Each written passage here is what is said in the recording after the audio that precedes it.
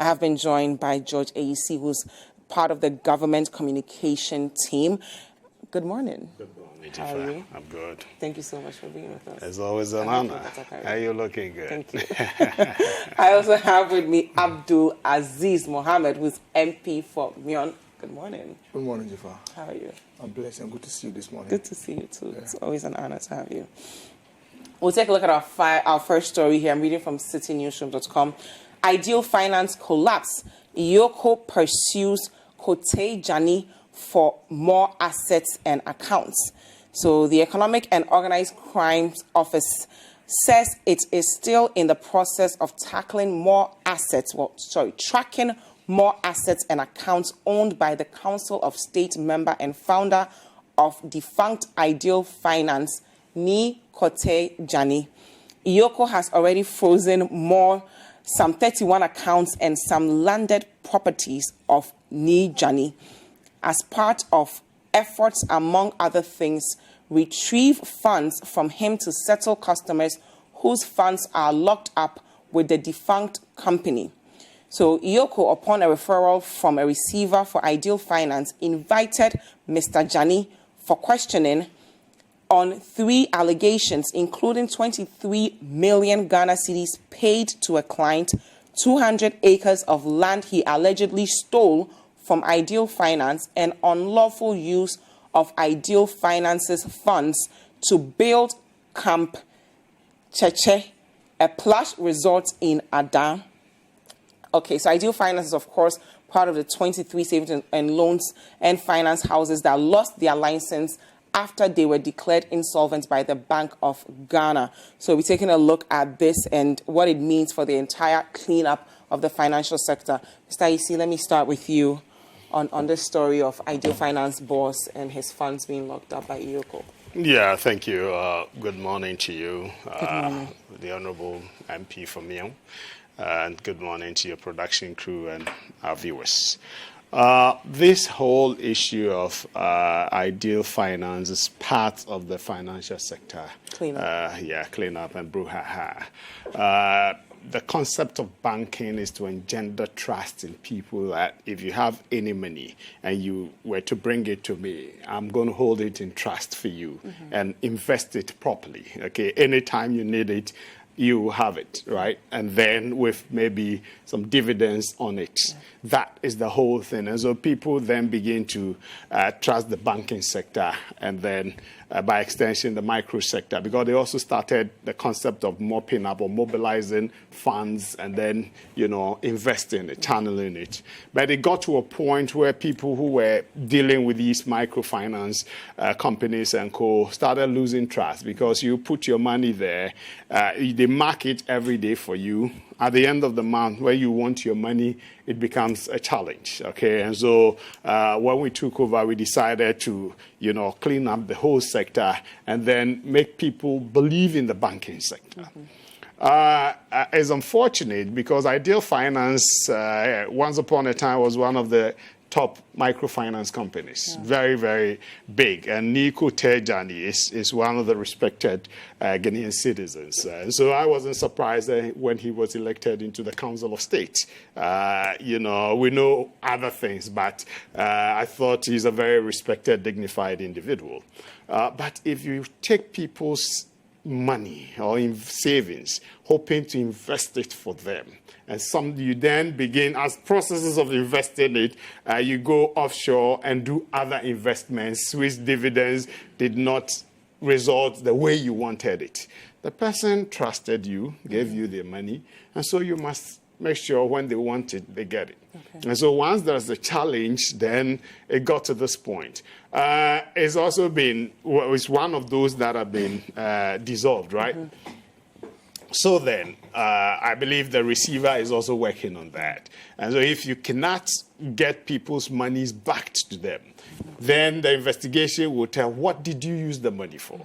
If the investment you made was not proper, okay, then you'll be held liable to refund people's monies to them. And so I believe this is the part of the processes of the refunding. Okay. And your assets then will be taken over and maybe, disposed of. So to raise money to be able to offset that debt or liability that you have. And that is the process. So I thought, yes, let's allow the court processes to continue. The man is somebody I respect and I admire, one of the top Ghanaian business people. You know, it pains me when things like this begin to affect our business chance. These are people we who have handled the whole situation with a bit of care, since these are local entrepreneurs who are giants in the industry? Yes, you see, Dziffa, it depends on the contents of the books. Okay. And I know a lot of the books are very toxic. Maybe they had no, I mean, it's like going to our mothers in Makola and saying, this is how things are done in this country, so we're going to apply it to the way you do your business in Ghana. Shouldn't we have been a bit more? Oh, no. You see, before, a lot of due diligence was done. Processes were gone through, and we got to a point that, no, we cannot allow them to continue. Because, you see, they give them opportunities. You go, they make assessment of your issue, and they realize the point at which you are, you cannot redeem you. Now, let me round up, because there's a typical example. I've heard some arguments being made that a certain bank, contractors owe the bank about 800 million. Yeah. And so in the recapitalization process, you were to put 400 million there. And so if the government were to pay that 800 million, Dziffa, but have you asked yourself, what is the state of liability, or the NPL, the non-performing loans and co?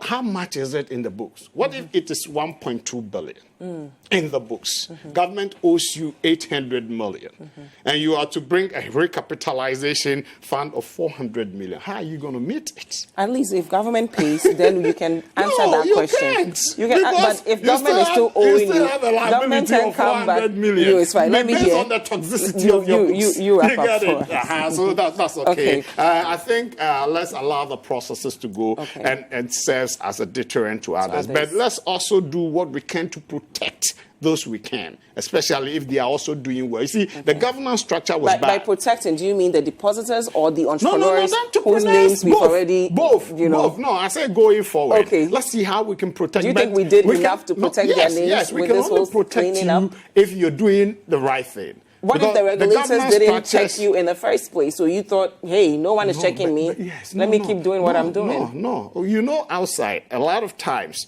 how many times did they? There's a date there that by this date, file your tax returns. And nobody who is coming to tell you to do it. You must know it's your obligation. That's fine. But outside, too, if you run a red light, you know you will get a ticket. Yes. So you won't run a red light. Yes. But if you run it once and no one gives you a ticket for a whole year, and they wake up one day and say, now take the ticket, it's not fair on you. But Honorable Abdul-Aziz, what do we make of this ideal finance issue? Well, the financial sector cleanup has been ongoing for some time now. About 7 banks, about 350 other financial institutions have been affected. It is my thinking and belief that we should also be stretching our attention into the insurance sector. Okay. Because they feed into each other. And I would urge that we make some attempt to look into the operations of the insurance companies too. Okay. That would be very, very helpful. But coming back to the issue of the ideal finance, we are talking of a situation where he is accused of misapplying about 700 million Ghana cedis of depositors' funds. That is very, very critical. And I've always insisted that we cannot do a proper diagnosis of this matter without looking into what we could have done. Okay. There's an opportunity cost for every action that you take. Now, we are talking about people's investments. Yeah. We are talking about depositors' funds. We are talking about people's jobs. That is very, very important. And I've always said that, look, maybe not in the case of ideal finance, but most of the financial institutions, the problem has to do with the non-performing loans. Okay. And I remember last week indicating on this same platform that one way that government could have dealt with this matter head-on would have been to make good of their obligations to contractors who owe most of these financial institutions. Trust me, what our businessmen, what our contractors can be able to secure from institutions that are owned by Ghanaians, they cannot get same in foreign banks and foreign financial institutions, because of the corporate governance in these institutions would not just allow them to do that. And so I think that whatever we can do to be able to resuscitate the indigenous ownership of our financial institutions, we should do. That is not to say that we should allow people to misapply people's funds to the tune of 700 million Ghana cedis and go scot-free. That's not what I'm advocating for. Now, the issue also has to do with interinstitutional borrowing. Okay. Someone has a bank. He has other business interests. Now, these other business interests will borrow from the bank that same person owns at a very low interest rate and would end up not even paying. Yeah. At the end of this, it's the same person who owns them. And so we should be looking at the interinstitutional borrowing too. But with the issue of his assets being seized, about 41 bank accounts and vehicles and other landed properties have been seized by EOCO. We can only urge them to walk on the path of the law. We cannot, at this time, information available is very scanty. We can only urge EOCO to walk on the side of law and to ensure that they don't infringe on his rights. Issues that have to do with money laundering and tax evasion are purely criminal. And so if these are the issues that they are actually investigating, we can only urge them to continue. But like I said, it must be within the confines of the laws of this country. Okay. Yeah. From your estimation, do you think we did enough to address the corporate governance issue when we were cleaning up the sector? That I don't think. I still think that we still have a lot of work to do in the area of corporate governance, not only in the financial sector. You see, most state-owned enterprises fail simply because of governmental interference. When you have very strong protocols in the area of good governance, it is able to allow your businesses to thrive. But in the case of Ghana, especially state-owned institutions, that has not been too good. And I think that the banking sector, and for that matter, the entire financial sector, must also be looking at how to strengthen their corporate governance practices. The personal interference. Once you form a company and the company is doing well, once it is registered as a legal entity, it is separated from you as an individual. I think that the problem is that we are unable to, most of the time, to distinct ourselves from the business. Yeah. And that's what I think that we should be striving to do as a country. But like I said, the information is very scanty at this stage for us to either fault the accused person or EOCO. We can only advise EOCO, which is a state agency, to walk on the path of the law. Okay. Mr. Ayisi, so we are in an environment, we were joking earlier, but we are in an environment where people do a lot of things and they are not checked for it. They are not held accountable. And after a while, it becomes the norm. So after a while, then someone gets up and it's like, okay, what you've been doing is so well, I have to hold you accountable. What lessons should entrepreneurs learn from this whole banking sector crisis? Let's all be law-abiding. As Honorable said, you should distinguish yourself from the business entity. It's a limited, if it's a company, a limited liability. Sometimes we begin to make it a service for us and our families. You get it? And anybody can just go in, take any money and go. If it's a corporate entity, use the governance structure. Okay, let it work. Somebody that is supposed to be on the board, there's a criteria for qualifications onto the board. Follow that. Not because you admire somebody, you like him. You're a great public speaker. I'm sorry, I didn't mention it. Just a second. I also just read that he went to court to stop the EOCO from investigating him and also seizing his properties. Citing the fact that he's a Council of State member and that it would injure his person as a Council of State member. It ties into what you just said. I think that's a very weak argument. Why? How so? Come on, we are talking about so laws well respected. No, it's not about the individual. You see, we don't have a set of laws for ordinary Ghanaians and another set of laws for people who are Council of State members. The law has no respect for he has individuals. immunities somewhere. No, you see, we use your analogy of distinct. I don't know. I don't know where the immunity comes from. What I do know for sure is that the president and members of parliament, I don't even think if that extends to ministers because they are appointees. I don't think that Council of State members have any immunity of any sort. I think it's a very weak argument that because we are Council of State member, EOCO coming to investigate you would injure your reputation. It is good that the court threw out that application. Thank you very much. This is still Breakfast Daily on Citi TV. If you have any contributions to the conversations, we want to know where the hashtag Breakfast Daily and the WhatsApp line is 0550585832. If you're outside Ghana, the country code is +233. We'll move on to our next topic. I'm reading from citinewsroom.com, and it says, Minority wants Minister of Trade summoned over demolition exercise at trade fair. So the Minority Caucus on the Trade, Industry and Tourism Committee of Parliament is set to push for the Minister of Trade and Industry to be summoned before the House to provide answers for the recent demolition at trade fair.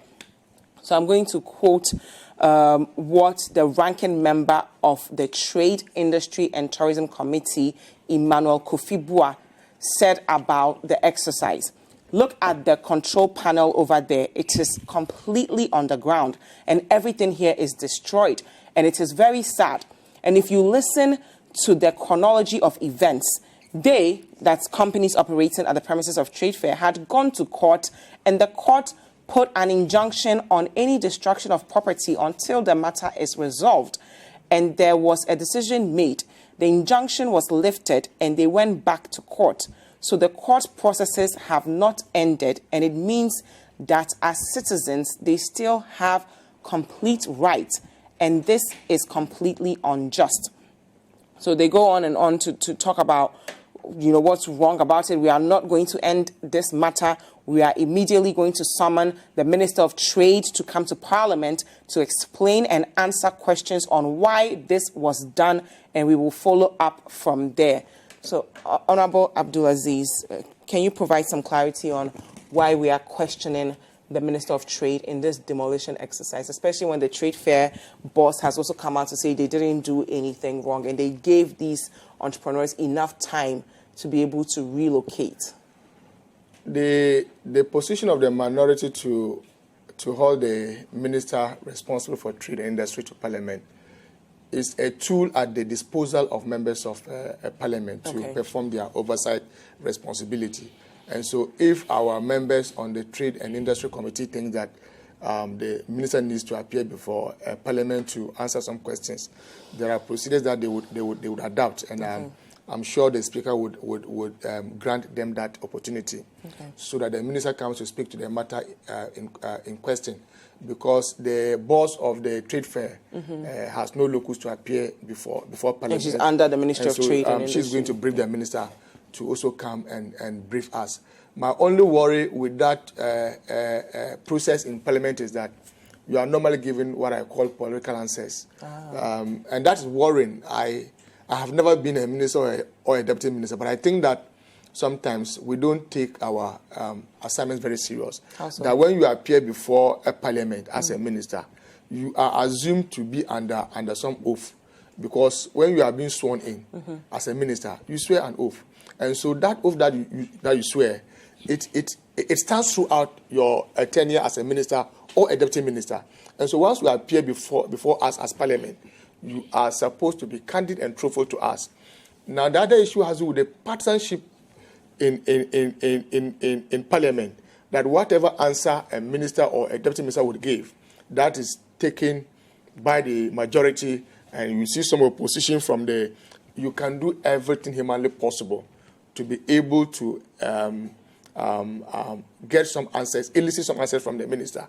Sometimes you even get the impression of the minister being protected by the person presiding over the process, and I think that we need to grow beyond that. But coming back to the substantive issue, we are talking about over $10 million investments, according to the owner of the companies. Yes, that he's talking about some $10 million. Yeah. So we'll talk specifically about Raymond's issues as well as some of the other businesses. But can we go for a quick break and then continue the conversation. This is still Breakfast Daily. Don't go anywhere. We'll be right back.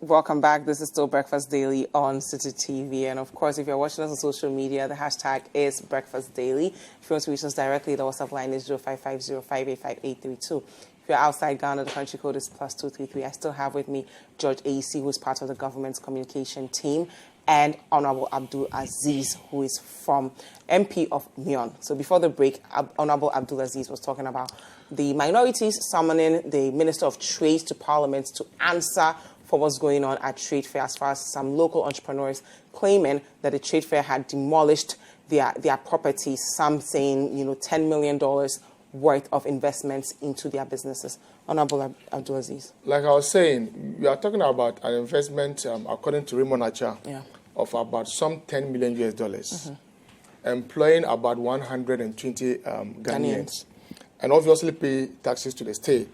And so to have gone to demolish that entity in that Rambo style is unfortunate. Okay. I mean, like you indicated, the court processes were still in process. And so the state could have waited for the court processes to end. But to go in the middle of the case to demolish that business entity is uncalled for. We are talking of a president and a party that had a manifesto, an agenda for jobs. Their main agenda when they were in opposition that brought them to a manifesto that brought them to power was titled An Agenda for Jobs. Now you've come under the flagship of 1G1F. As we speak today, apart from a Kunfi, we are not able to tell of any other successful story of a factory coming up. Such a government and a president should not go around demolishing business entities worth 10 million US dollars and employing about 120 Ghanaians. But these entrepreneurs knew that the trade fair, they were going to revamp the place. But it was going to happen. The fact remains that the matter is still in court. Okay. When a matter is in court, you don't violate that process. In fact, I'm not a lawyer, but I can tell you that this is purely in contempt of court. That the case is still in session. You go there in the middle of the night with bulldozers and armed policemen, demolish that building. But the injunction was lifted. Thank you. But the man had gone back to court. Yeah, but if the injunction is lifted, then no. But he had gone back to court. Yeah, listen to him. He said he had gone back to court on Wednesday, secured an action to restrain them from proceeding, and that was served on them on Thursday and Friday. And they also said they didn't receive it. This is the narration of Raymond Acha. This is the narration of Raymond Acha. Okay. Now, what I'm saying is that a government and a president that promised to render jobs to the unemployed youth of this country, you don't go around collapsing businesses. And let me tell you, Raymond Acha, we all know, is associated with the NDC. Okay. And so we are dotting the I's and crossing the T's. And we can see that this is a clear example of political targeting. But his business was not the only business that was demolished. We are talking about 10 million US dollars. Okay. Do you know of any other business interest in that vicinity? Okay. Even worth 1 million US dollars? That we haven't heard so far. So I'm saying that is not what a government should do, especially when you came under the manifesto of an agenda to provide jobs. Okay. You promised to do 1D1F. You have not been able to do that. A private person is able to invest as much as 10 million US dollars, employing 120 people, paying his taxes all right, and you go and bring down his business in the middle of the night. Okay. Why would they have gone there to even close up the doors, the entrance to the place, so that nobody could see what was going on? Okay. I mean, what they could have even allowed him to take away his machinery, and then you put down the fiscal structure. But to collapse everything, I think that they have been very unfair to him. Okay. You see, it's not just about Raymond. It's about the private sector in this country. It's about the belief that when you don't belong to a political party in power, they can bring down your business. You don't know who it will be tomorrow. I'm not the spokesperson for Raymond Acha, but I'm saying that we should not do that to any Ghanaian at all. Okay. That's unfair. Thank you. Point of departure. Point of departure. What do we make of First Minority asking for the Minister of Trade and Industry to come to Parliament to answer for what's going on at Trade Fair? And of course, it's an agency under that ministry. So I submit to the Honourable's position that it's within their remits to so act. But what about the point that majority would side with the minister anyway, so it would just be business as usual? It's part of the processes of the House. The majority would always side with if they are convinced ministers. about what the minister has come to say, why not? And again, I don't know whether Honourable has any evidence or basis that a minister was summoned and he came to lie to the House, and nothing has been done, because he said sometimes they should just ask a question. Maybe one might answer, right? Was it rhetorical or it's a rhetorical question? It's a rhetorical question. Because you can note it down and answer. Please continue. You need to up your game as members of Parliament, because you're right that they swore an oath to be truthful to the people. And so if you come lying to Parliament as a Minister of State, then Parliament must do something about that. We cannot continue to countenance those things, right? We can't enforce laws, remember. Why? We need to. Okay, Honourable Abdul-Aziz Mohammed, you will get your chance to answer. Thank you very much. Continue. Good. So the Honourable Akufo-Addo, it was good. He and my good friend, Honourable Yunusa Fuseni, went there, and a team.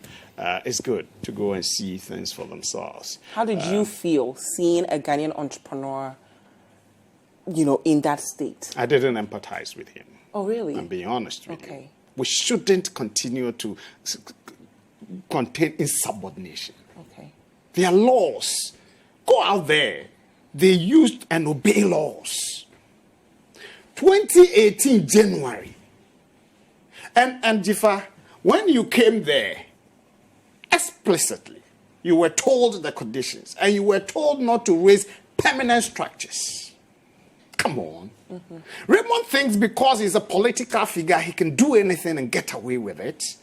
Is that how we want to build our nation? He's one person who is criticized almost everybody who does wrong, and I agree with him.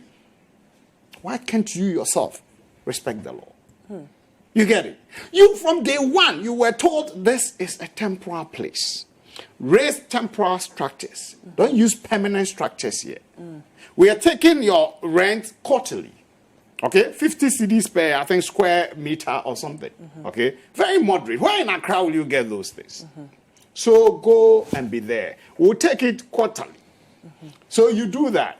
Then every year they will give you a notice. Then they say, anytime we can, because this place is designated for a certain project. When we are ready, we'll come in. And then they got ready in 2018. And so they gave them the notice that any moment from now, we can come in to start. So start preparing. Dziffa, any serious business person, what do you do? From day one, when Raymond was bringing a $10 million investment there should have been a plan B from day one. Because it's not a permanent place for you. $10 million investment, and you worked there for 10 years. Okay? They've been good to you.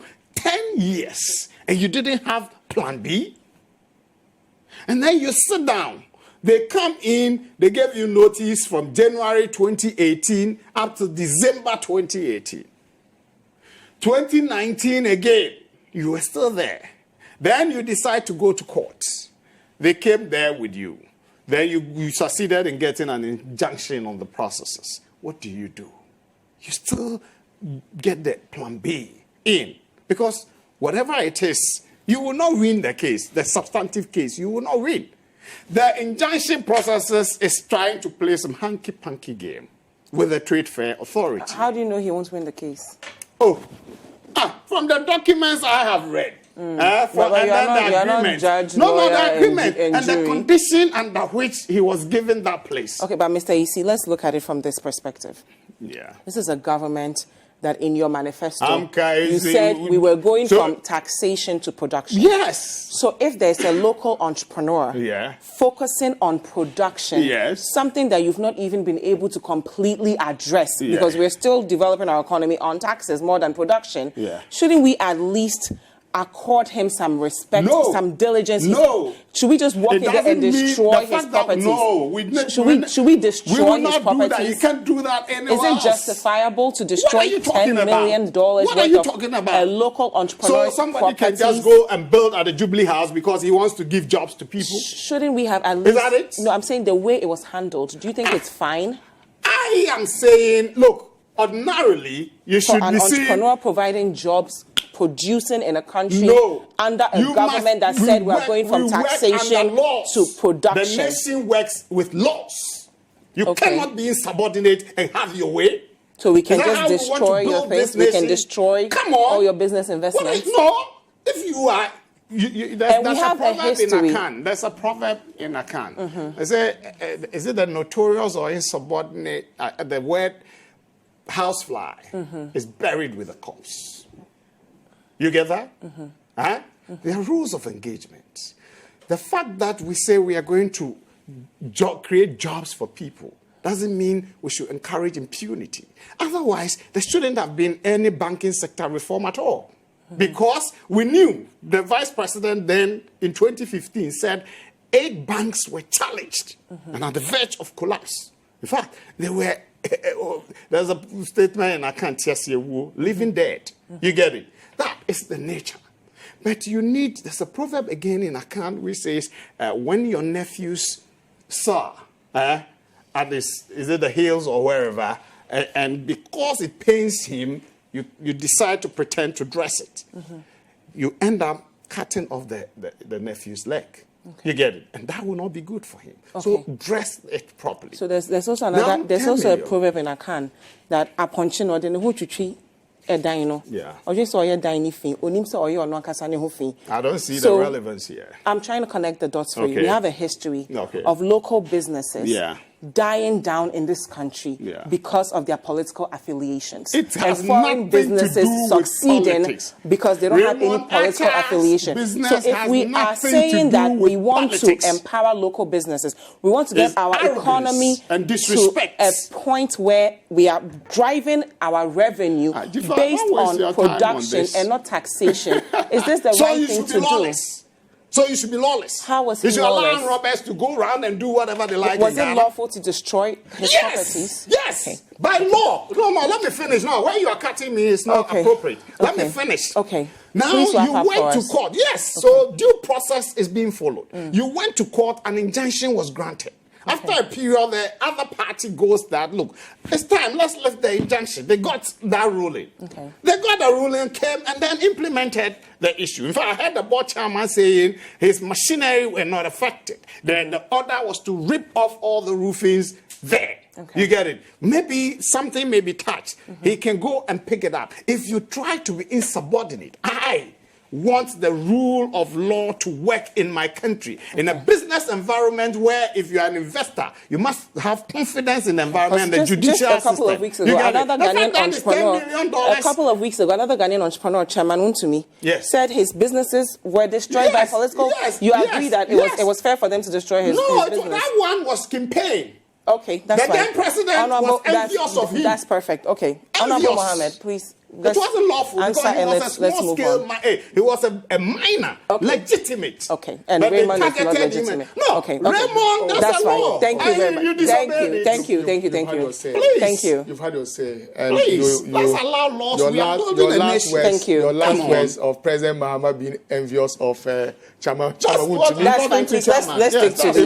That was just an example I was using. MP, I will not be envious of Chairman Untumi. That's perfectly fine. Let's move on to trade fair. To come and support him. Abdul-Aziz, your thoughts on this, so we'll move on to our final topic. Thank you very much. George Ayisi, thank you. For a young person like you, who is ambitious, and let's get to the matter. To say that you do not even sympathize with Raymond Archer. I won't. Even if he was wrong. There are instances where people are wrong and yet you sympathize with them. I am shocked to the bone that a young person like you, who is ambitious, perhaps to have an investment worth more than what he has, to say you don't even sympathize with him. I'm shocked. And now when you talk about fiscal infrastructure, they did not only destroy the fiscal infrastructure, even the equipments were destroyed. And let me tell you, when you talk about a rent of 50 Ghana cedis and you say that is so low, was that a special rate for him alone? The answer is a big no. And now you are talking about nowhere in the world is this done insubordination. In fact, it's also true that apart from Ghana, nowhere in the world can excavators fly. Things that you just find on daily basis. Now, when you talk about Raymond Archer, in fact, in that video, he told us that he even extended power to the center. Have you denied that? Have you denied that? What is the material relevance there of is. that? There is is. the material relevance? Please allow him make his point. At the very time that you are collapsing someone's business, please you are granting a tax waiver to the in-law of the president to the tune of $24 million US. You will not be in power forever. His brother You will not be. Okay. You will not be in power. It's You will lawful. not be in power. Honorable Ayisi, You will not be. allow him make his point. I will give you a chance to respond. Thank you. So will not it's also a rhetorical question, so you can You note will it not down. be in power forever. At the very time that you are collapsing people's businesses, either in the financial sector or other sectors, and at that same time you are granting waivers to your in-laws, I am telling you that you will not be in power forever. With all the energy in you, you are justifying it. I don't pray that that same thing should befall any of you tomorrow. But in the unlikely event that it does tomorrow, But it won't happen because I we're won't going do to that. I'm saying that I prioritize won't do the that. local entrepreneur.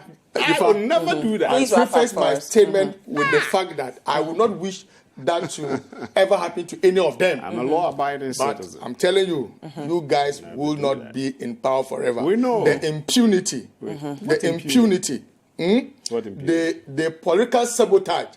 Anybody who is not connected to your political tradition, you want to bring him down. But he was not the only business that was... There's a calculated attempt to bring down the business interests of your politics. opponents. Thank you And very you much. will not be in power forever. Honorable You are Abdul-Aziz setting precedents We are not NDC. for everyone in this country. Okay, thank you very much. So in a couple of hours, actually at 10 a.m., we'll be covering the 2020 State of the Nation address by the President. So, Mr. Ayisi, your thoughts on what you expect the President to touch on? Before I touch on that, just a little one on... You're going to use your time on that so that he would address. So you won't take a bite on the... If you get a bite of this, you won't get a bite of the State of the Nation address. You won't. I'll take the two. I'll take the two together. Just 1 minute for there.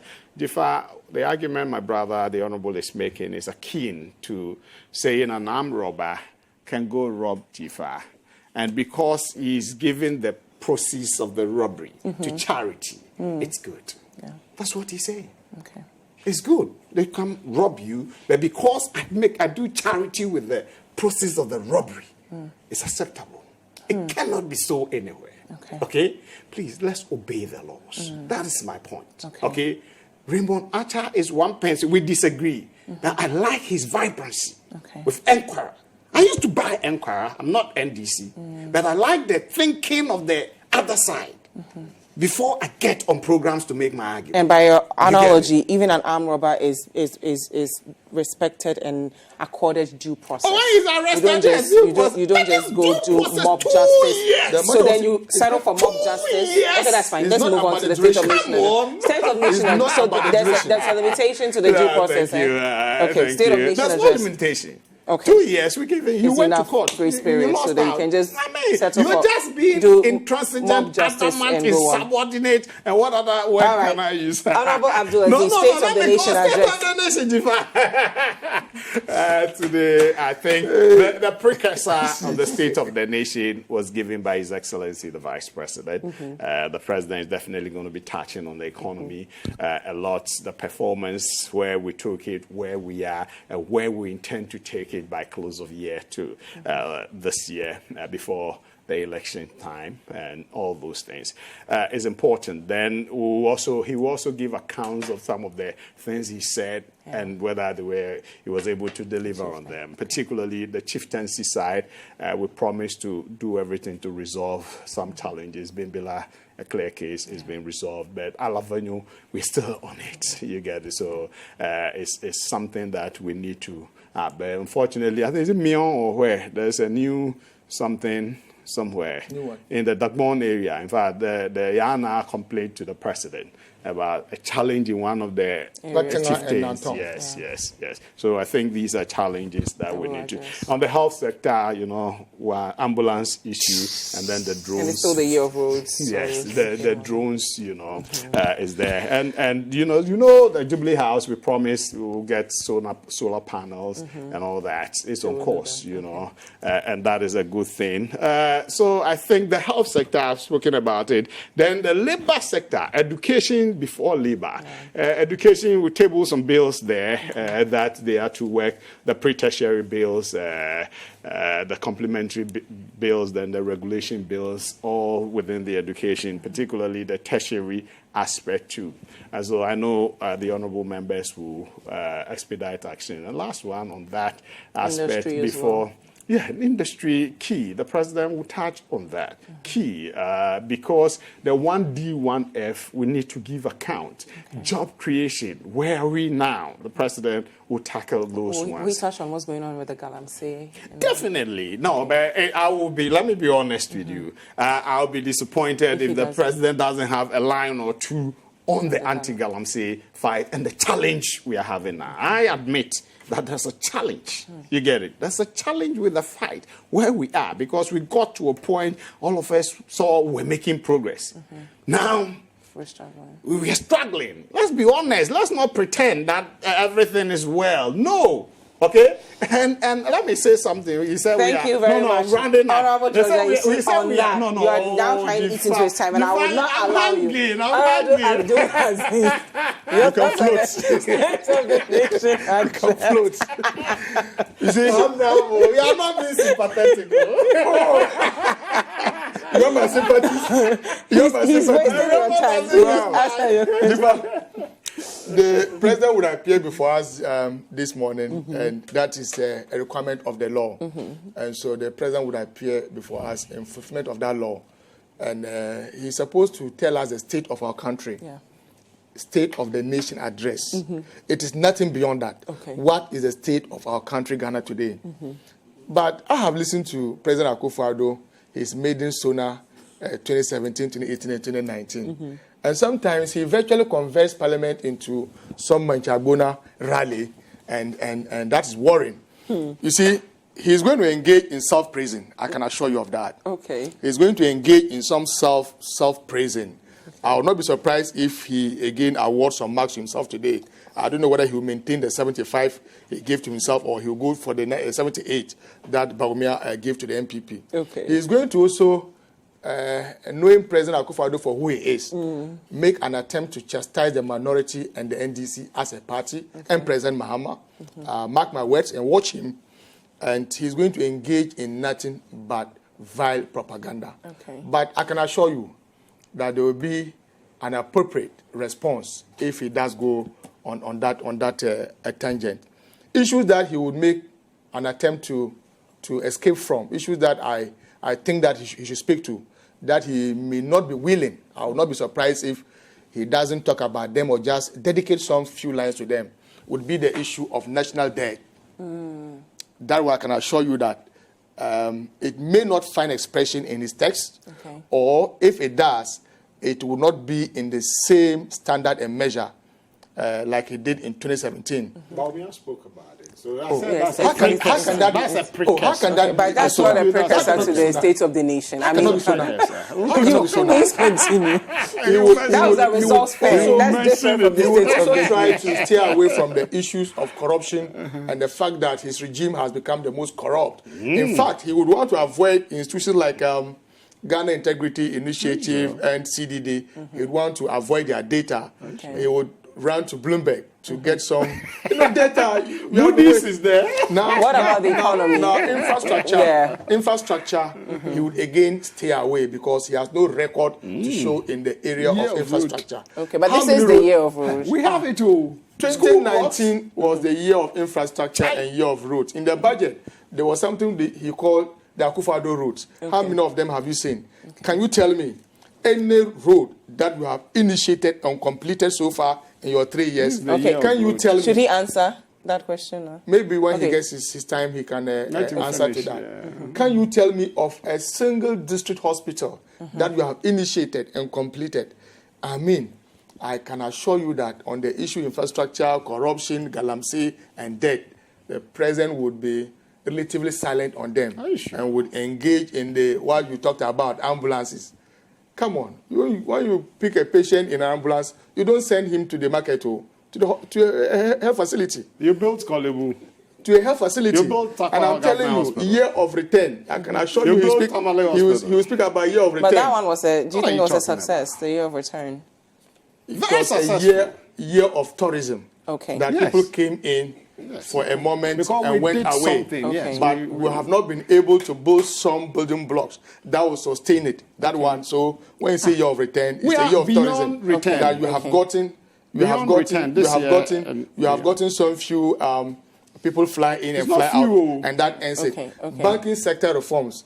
I can imagine the president would make an attempt to speak about it, and so we are waiting. There will be an appropriate response based on what he would say. Parliament? I would. Based on what he would say or would not say. You are inappropriately dressed for Parliament. I would not get into the chamber. Thank you very much. How can I wear this to Parliament? Have you wrapped up, Honorable? Yes, I'm fine. And when he addresses Parliament today, I'm sure somewhere Tuesday would begin to debate it. Okay. I don't know if the president would have the opportunity to read the debate and to see some of the things that would have said that would input into his next. He follows everything. Okay. Oh, thank you very much. Everything. Do you have any last words? He's very fantastic. George Ayisi, any last words? Yeah. Oh, you're done. Okay. State of the nation, I believe everything will move on smoothly. Okay. And the president, one thing he will say is that Ghana will be one piece after December 7th election. Okay. Somebody can say what he wants to say, but we will be one. The one who will lose will accept and go and leak his wounds. Okay. And we know the person. I agree. We know the person. Are we all on the same page with the EC now as far as the voter registration? I agree with him that the president would speak on the issue of the 2020 elections. But we would want him to walk his talk. We would want him to assure us that what we saw, the nonsense that we saw at Ayawaso, I've told you, Honorable, you know it cannot replicate anywhere. It cannot. It cannot. Who we pay and who we arm would come and visit MAME on us. But wasn't it the minority that refused to complete the conversation, the dialogue for the signing, you say you will sign. You see, follow events. You gave a good reason. I supported you last time. I supported you last time. What does that mean? Don't beg like the president. How does the president mean? Thank you very much, Honorable Abdul-Aziz Mohammed. And I make this point. Okay. We did not refuse to sign on to that document. document. You gave a good reason. We are saying that all other stakeholders, because we are committed to a true process to eradicate 10 seconds. violence. We are signed. We want all the stakeholders, including the security to be and involved. The EC, to all sign their portion. Thank you very much. Honorable Abdul-Aziz Mohammed is MP Mion, and of course, George Ayisi is part of the communications team member of government. We hope you've enjoyed the show. Make sure you subscribe, like, comment, and share with your friends. This is Breakfast Daily on Citi TV. Join the Breakfast Daily team Monday through Fridays from 7:30 a.m. to 10. Join us for breakfast daily, only on Citi TV.